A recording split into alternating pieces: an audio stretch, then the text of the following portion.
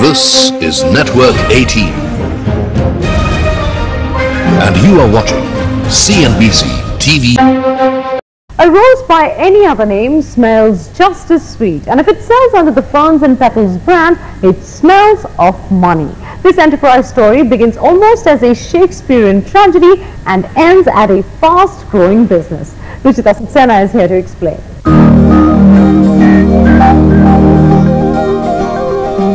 Vikas Gudgutia tells a great story of how 14 years ago he tried to woo a girl with flowers, except the romance was nipped in the bud because the buds were not too pretty. And that's how the idea of Ferns and Petals was born. But the very first shop in Delhi ran into trouble due to the high cost of running the shop. High rentals and cost of importing exotic flowers was just too high. I was part of an unorganized industry, and getting into an organized industry and making sure that you succeed was something very, very difficult. I always quote saying that I went to a school called Struggle for 7 years before I could pass the exam. That success came when Ferns and Petals adopted the franchisee model. That meant achieving scale which helped generate volumes to overcome cost. Today it has total 80 outlets nationwide, of which 60 are franchisees, each one supported by the Ferns and Petals team.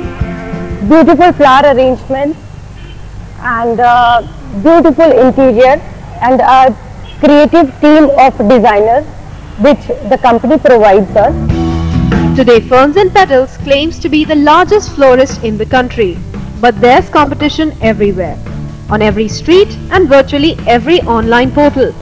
But nationwide access, an exclusive variety of flowers and consistency in quality and delivery is what keeps F&P ahead.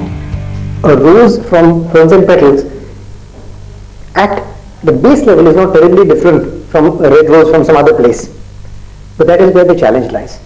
Why is it that I would rather buy rice from one place than from another? And the simple answer is consistency.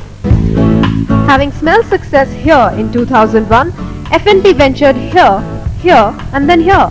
At last count, F&P was in 14 different but allied businesses such as outdoor food catering and luxury lifestyle flower retailing. But they still account for just 25% of the company's annual turnover of 100 crore rupees.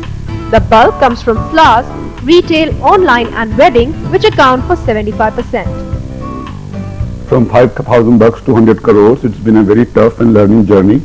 And I guess now the time has come to take another big leap, which is replicating our model in different cities, where we can increase our volume in business, try and move from rental properties to company-owned properties, to move overseas to Dubai, and we also intend to take our Vala F&P Flower, which is a lifestyle luxury brand in flowers, to places like London and Hong Kong. So all these expenses and ambitious ideas will need funds, and that's the reason we want to go into private equity or raise some fund to be able to grow much faster and bigger.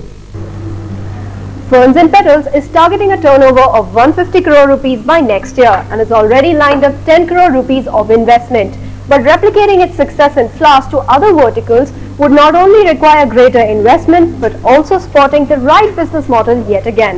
In Mumbai, Ruchita Saxena.